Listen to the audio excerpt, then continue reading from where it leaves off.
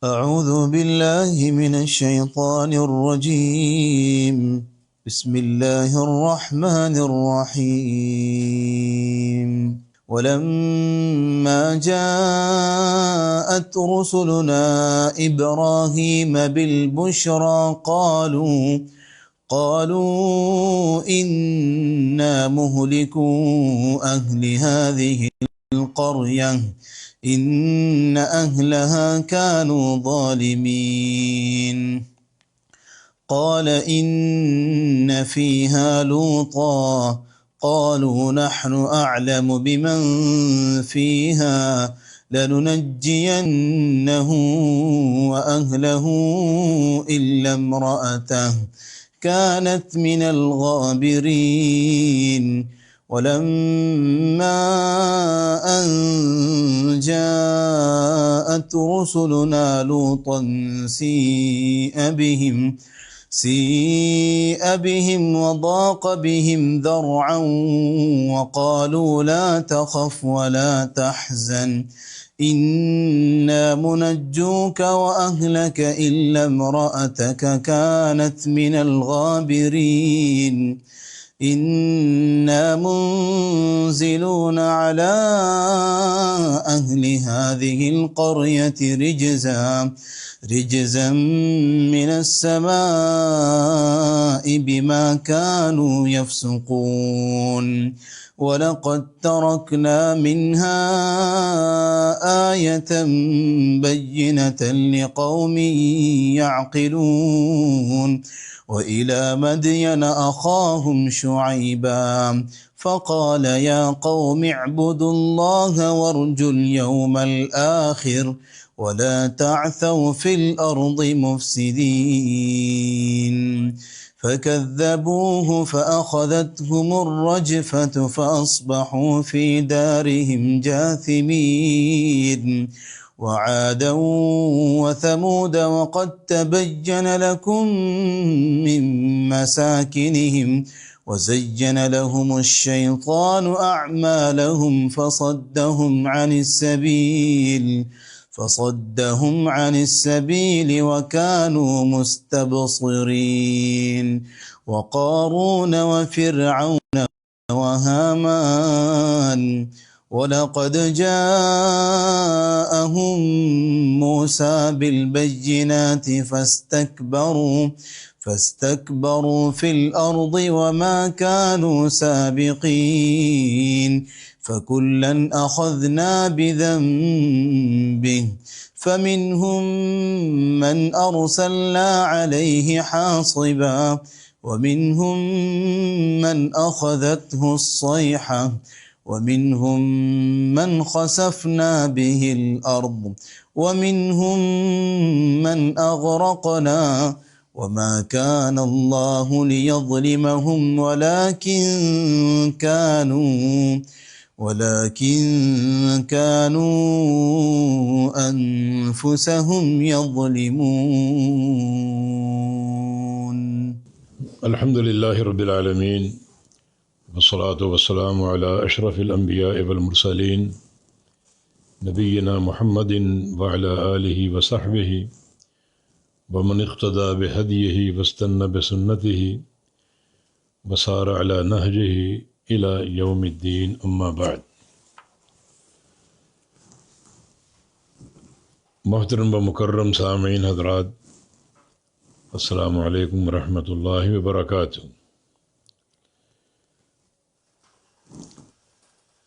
سورۃ العنکبوت کی تفسیر جاری ہے اور آج ہم بتوفیق اللہ تعالی آیت نمبر 31 سے شروع کریں گے۔ اعوذ باللہ من الشیطان الرجیم من حمزہ ونفخہ ونفثہ بسم اللہ الرحمن الرحیم۔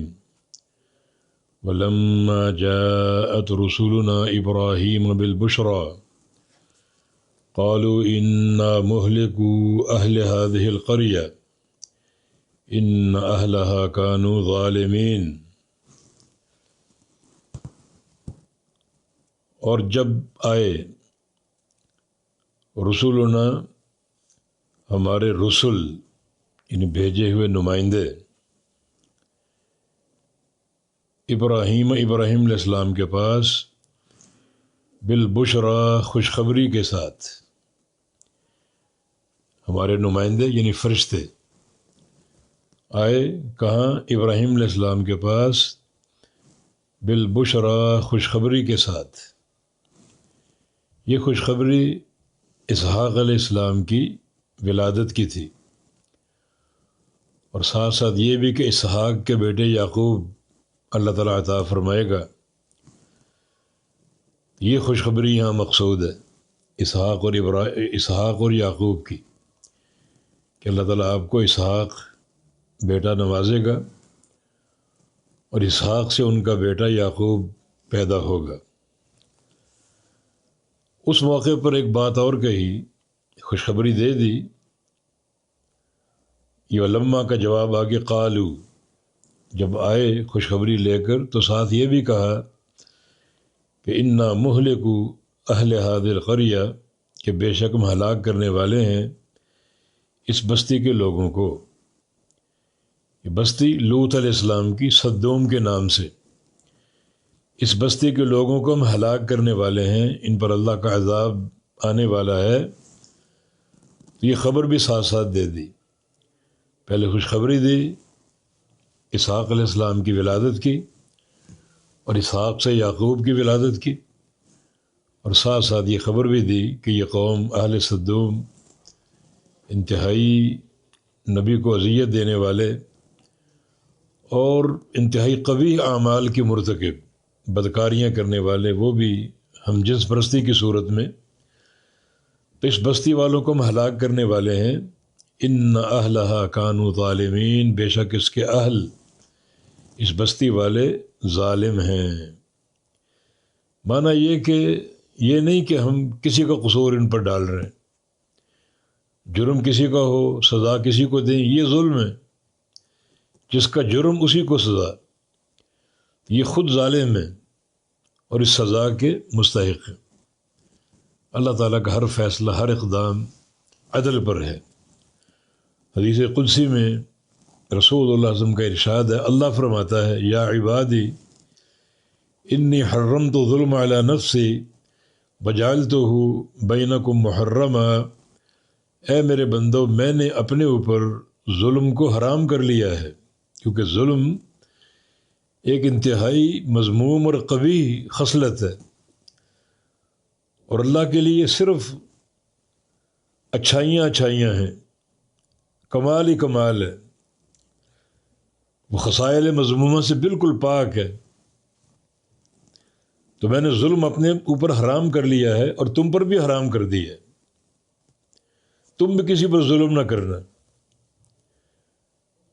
ایک حدیث میں ظلم ظلمات یوم القیامہ، ظلم جو ہے وہ قیامت کے اندھیرے بن جائے گا، جتنے ظلم ڈھاؤ گے اتنا قیامت کے اندھیرے گہرے ہوتے جائیں گے،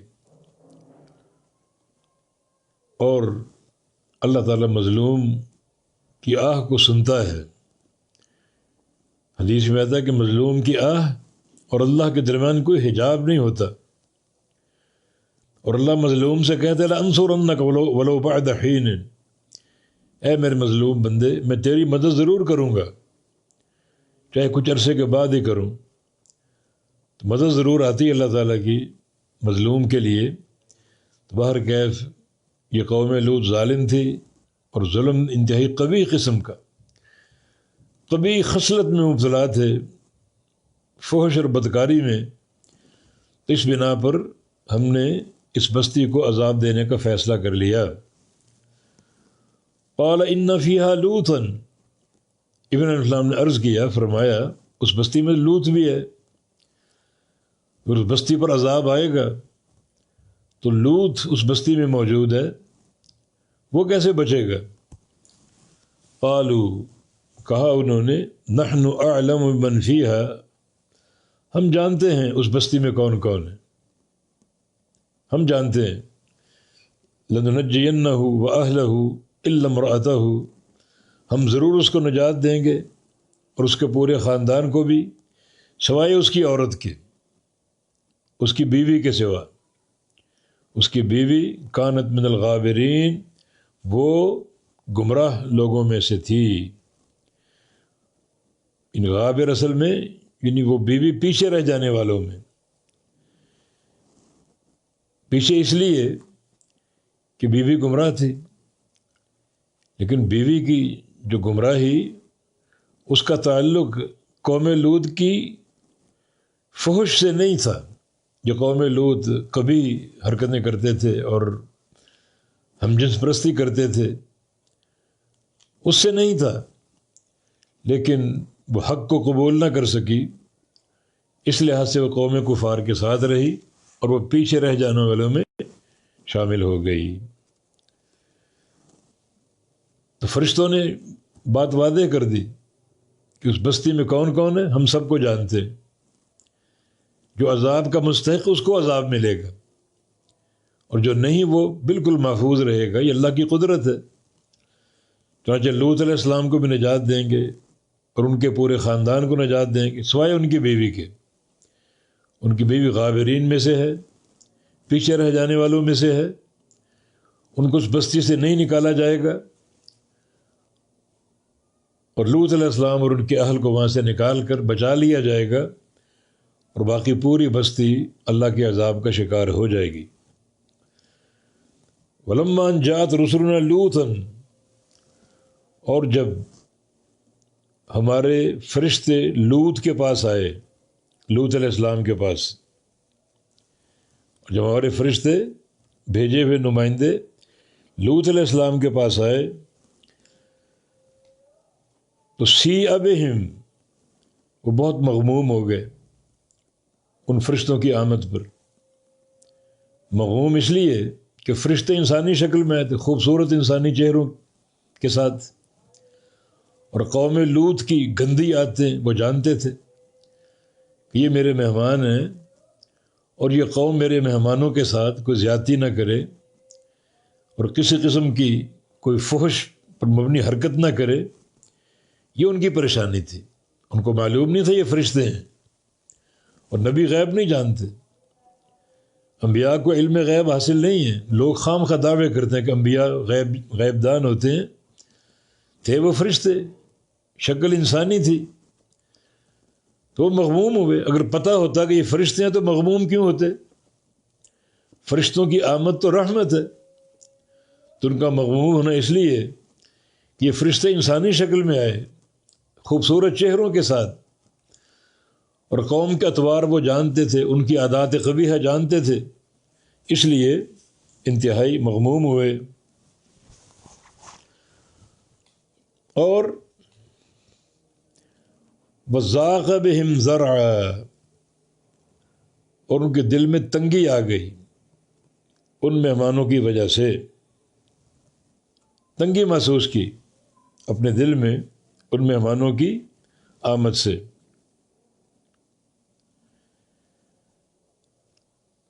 وقالوا، اور کہا فرشتوں نے، لا تخف، مت ڈرو، ولا تحزن، اور نہ کسی قسم کا غم کرو۔ نہ آپ کو ڈرنے کی ضرورت، نہ غم کرنے کی ضرورت۔ مت ڈرو کا معنی مستقبل کا کوئی اندیشہ اب آپ کے دل میں نہ آئے، آپ کا مستقبل بالکل بے خوف ہوگا۔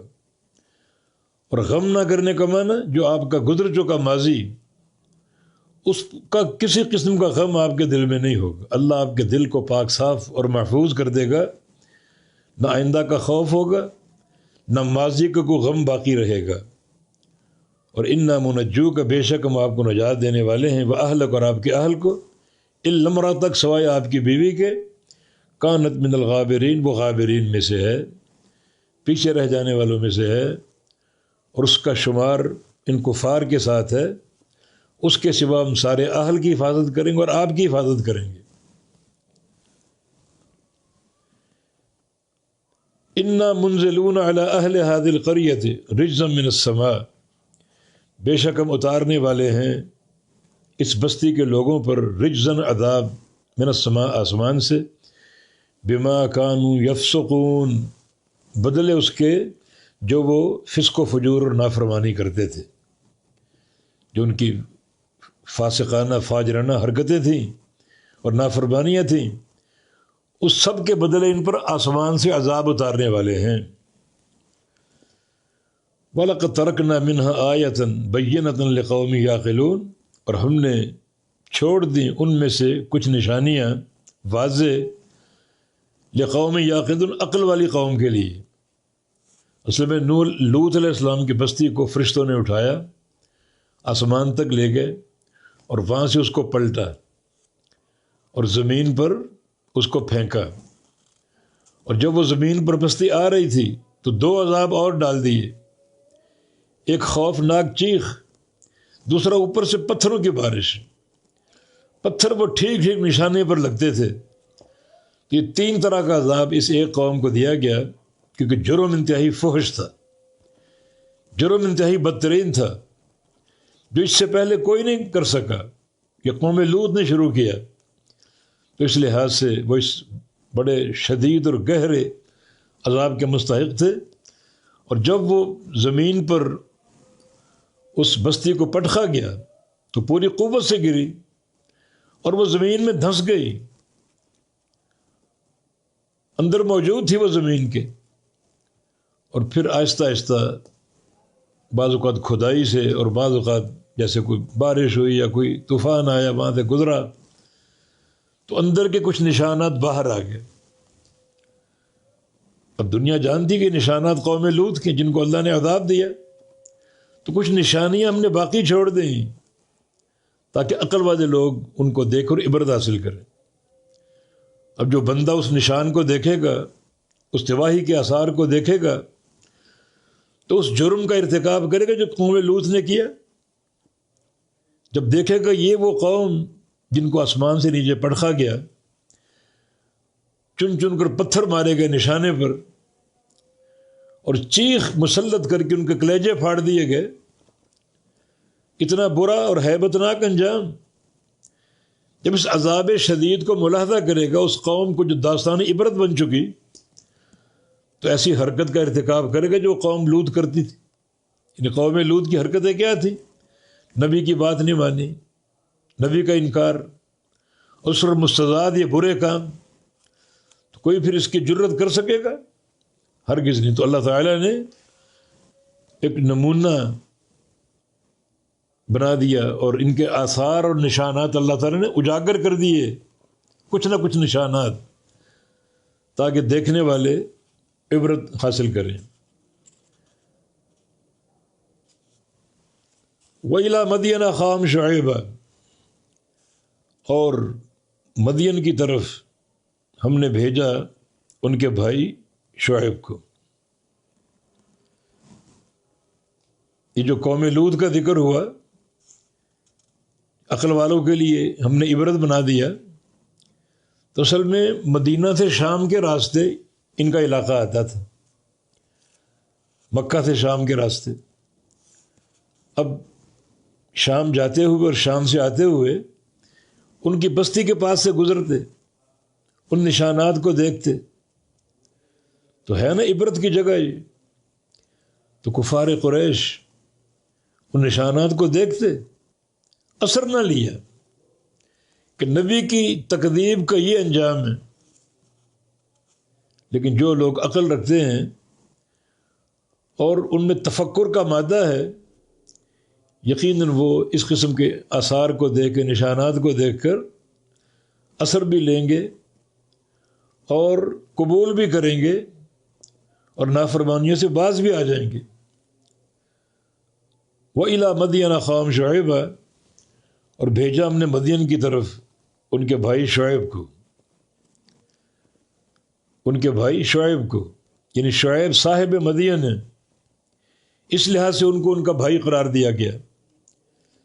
شعیب علیہ السلام کو بھیجا، فقال یا قوم اعبدوا اللہ وارجوا الیوم الآخر، انہوں نے فرمایا کہ اے میری قوم، اللہ کی عبادت کرو اور یوم آخر کی امید رکھو، یعنی آخرت قائم ہونے والی ہے، لا محالہ قائم ہوگی، تو اس دن کے کامیابی، اچھا نتیجہ، جنت کا حصول، اللہ کی رضا کا حصول، اس کی امید رکھو۔ امید ہوگی اللہ کی عبادت کے ساتھ، توحید کے ساتھ۔ اللہ کی عبادت نہیں کرو گے، میری اطاعت قبول نہیں کرو گے تو آخرت کی اچھی امید کر نہیں سکو گے، بلکہ خوف ہی خوف ہوگا۔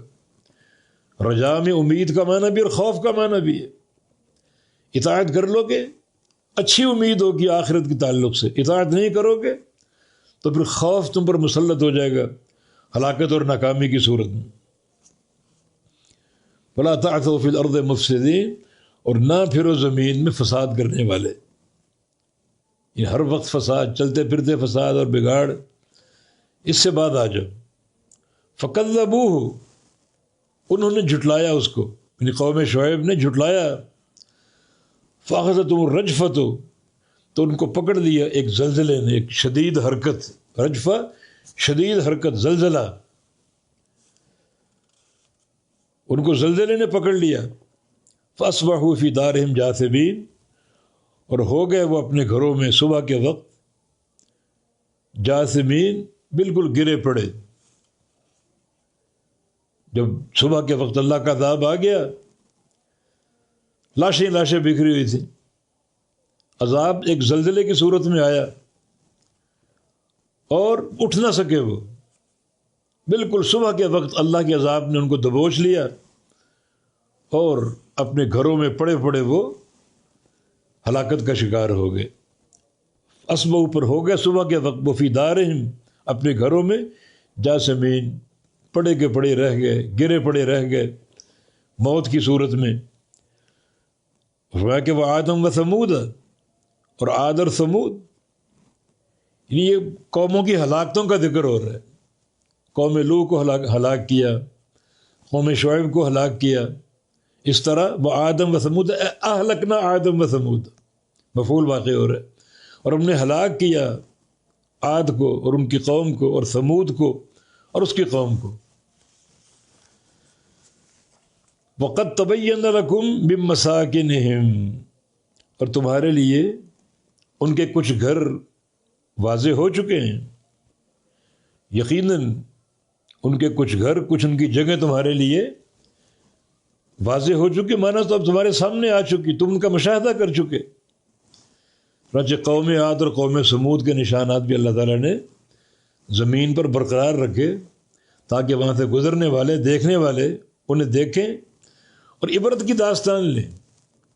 جو قومیں ہلاک ہوتی ہیں اگر وہاں سے گزرو تو اللہ کی خشیت طاری ہو کہ جہاں اللہ کا عذاب آ چکا، اور عبرت اور نصیحت لو، خوف کے زیر سایہ۔ مگر اب حال یہ ہے کہ دنیا وہاں جاتی ہے وہاں کا کلچر تلاش کرنے کے لیے۔ ہمارے ہاں ہڑپا کی اور موہنجو دڑو کی آثار ہیں، آثار قدیمہ، اور بہت سے شہروں میں، اور وہ لوگ وہاں آتے ہیں اور اختلاط کے ساتھ، اور بعض اوقات بے حیائی کے منظر بھی ہوتے ہیں، کس لیے کہ ان اقوام سابقہ کو دیکھیں اور کلچر تلاش کریں، ان کے نقش و نگار کے طریقے دیکھیں، ان کے برتن دیکھیں، ان کے کپڑے دیکھیں۔ اصل چیز کیا دیکھنی کہ یہاں اللہ کا عذاب آیا تھا، عبرت کوئی نہیں لیتا۔ ہاں، ان کی ثقافت اور کلچر کی ایک پہچان حاصل کرنے کے لیے کوشش ہوتی ہے، ان آثار کو جمع کیا جاتا ہے، ان کے سکے اور ان کے برتن اور ان کے نقش و نگاری، اس پر مقالے لکھے جاتے ہیں، تحریریں ہوتی ہیں۔ لیکن اصل چیز کیا ہے کہ ان قوموں پر اللہ کا عذاب آیا، یہ بستیاں دھنسا دی گئیں، برباد کر دی گئیں، کس بنا پر؟ اس پر سوچو، اس پر غور کرو۔ نبی علیہ السلام کی حدیث ہے، جو عذاب یافتہ قومیں ہیں ان کے پاس سے گزرو تو روتے ہوئے گزرو، رونا نہ آئے تو رونے کی شکل بنا لو، اور تیزی سے گزر جاؤ کہ اللہ کا عذاب یہاں آیا۔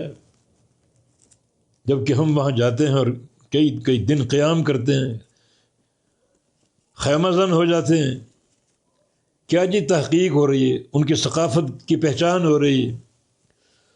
تو اللہ تعالیٰ نے فرمایا وہ آدم و ثمود وقد تبین لکم من مساکنہم، اور قوم عاد اور قوم ثمود، اور تمہارے لیے واضح ہو چکے ان کے کچھ گھر۔ واضح ہونے کا معنی تمہارے سامنے آ چکے، اور تم ان کو دیکھ چکے. وَزَيَّنَ لَهُمُ الشَّيْطَانُ أَعْمَالَهُمْ فَصَدَّهُمْ عَنِ السَّبِيلِ، اور سجا دیا شیطان نے ان کے لیے ان کے اعمال کو. ان کے اعمال شیطان نے اپنی طرف سے سجا کر پیش کیے. جو شیطان کا طریقہ واردات ہے، پہلا طریقہ یہ کہ راہ راستے بندوں کو ہٹاتا ہے. جو بڑی ایک دنیا کافر ہے، مشرک ہے، ان کو شیطان صراط مستقیم سے دور کر چکا. اگر کوئی بندہ یا کوئی لوگ صراط مستقیم سے نہ ہٹیں، دین اسلام پر قائم رہیں، تو پھر شیطان کا دوسرا حربہ کیا ہے کہ اس راستے پر ان کو چلنے دے، مگر اپنی سجاوٹوں کے ساتھ اس میں اضافہ کر دے، اپنا راستہ خوبصورت کر کے پیش کر دے. بہت سے بندوں پر واضح نہیں ہوتا، اہل علم پر واضح ہو جاتا ہے کہ یہ شیطان کی زیادتی، یہ شیطان کی تزیین ہے، شیطان کی ملمہ سازی ہے، مگر بیشتر دنیا اس ملمہ سازی کے دھوکے میں آ جاتی. تو شیطان نے یہ حربہ استعمال کیا قوم عاد اور قوم ثمود کے لیے، اپنا راستہ سجا کر ایسا پیش کیا ملمہ سازی کے ساتھ کہ وہ اس حصار سے نکل ہی نہ سکے. صدّهم عن السبیل، اس کو ہٹا دیا راستے سے، دور کر دیا سیدھے راستے سے شیطان نے. وَكَانُوا مُسْتَبْصِرِينَ، اور تھے بڑے سمجھدار. بڑے سمجھدار، مستبصرین یہ سین باب استفعال کی مبالغے کا معنی دے رہی ہے. بڑے سمجھدار تھے، عقل و خرد والے تھے، مگر عقل و خرد دنیا کے امور میں تھی. بڑے ماہر، بڑے تاجر، صنعتوں والے، حرفتوں والے، عالیشان بلڈنگیں بنانے والے، پہاڑوں کو کھود کھود کے گھر بنانے والے. بڑی مہارت تھی، بڑی عقل اور فراست تھی، لیکن حق کے معاملے میں صفر، زیرو. شیطان کے لپیٹے میں آ گئے، حق سے سرک گئے اور حق سے دور ہو گئے. وقارون وفرعون وحامان، اور ہم نے قارون کو بھی ہلاک کیا اور فرعون کو بھی ہلاک کیا اور حامان کو بھی ہلاک کیا. قارون ایک مالدار شخص تھا، اور فرعون جس کا موسیٰ علیہ السلام سے مقابلہ مہادارائی تھی، اور حامان فرعون کا وزیر تھا، نافرمانی پر تلا ہوا تھا، پوری طرح متکبر. ہم نے سب کو ہلاک کر دیا. وَلَقَدْ جَاءَهُم مُوسَىٰ بِالْبَيِّنَاتِ، اور تحقیق آئے ان کے پاس موسیٰ علیہ السلام دلائل کے ساتھ، بڑی آیات بینات کے ساتھ. تورات لے کر بھی آئے، اللہ کے حکام لے کر آئے، اور بہت سی نشانیاں، ید بیضاء اور یہ لاٹھی جو اژدہا بن جاتی تھی، اور بہت سی نشانیاں. حق سمجھنا مقصود ہو میں نشانیاں کافی ہوتی، مگر فرعون کے پاس تکبر تھا. فرعون ہوا، قارون ہوا، حامان ہوا، فاستکبروا فی الارض، انہوں نے زمین میں تکبر کیا. وما کانوا سابقین، اور نہیں تھے وہ ہم سے بچنے والے. جتنا مرضی بڑا بن جاؤ، جتنی مرضی سپاہ ہو، جتنی مرضی طاقت اور قوت ہو، ہم سے بچ کر کہیں نہیں جا سکتے. تو اپنے تکبر کی بنا پر ہلاک ہو گئے. اور تکبر کا معنی دوستو، حق واضح ہو اور انکار کر دیا جائے. حق تو واضح ہو چکا تھا، تورات اللہ کی وحی موجود ہے، ید بیضاء موجود ہے، وہ عصا موجود ہے، اور کئی مشاہد تھے جن کا موسیٰ علیہ السلام سے اظہار ہوا. سب نشانیاں موجود دیکھی انہوں نے، مگر تکبر. حق واضح ہے، نشانیاں موجود ہیں، اور حق کا انکار کر دیا. بڑی مذموم خصلت ہے یہ، بڑی مذموم، قابل مذمت. نبی علیہ السلام کی حدیث ہے، لن يدخل الجنۃ من کان فی قلبہ حبۃ خردل من الکبر یا مثقال حبۃ خردل من الکبر. جس بندے کے دل میں رائی کے دانے کے برابر تکبر ہوگا، جنت میں جا ہی نہیں سکتا. اور تکبر کی شناخت اور کیفیت کیا ہے؟ الکبر بطر الحق وغمط الناس.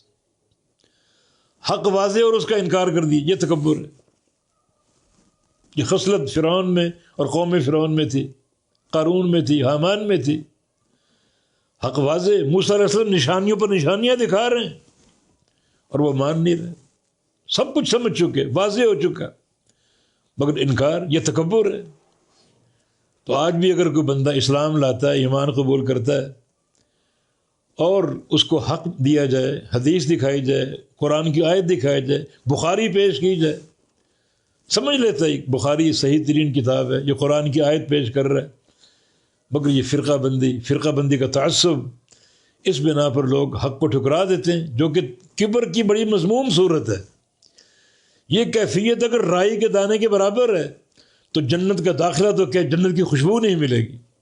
اور جنت کی خوشبو قیامت کے 70 سال کی دوری سے محسوس ہوگی، 70 سال کی دوری سے اس کو نہیں ملے گی کبر کی بنا پر.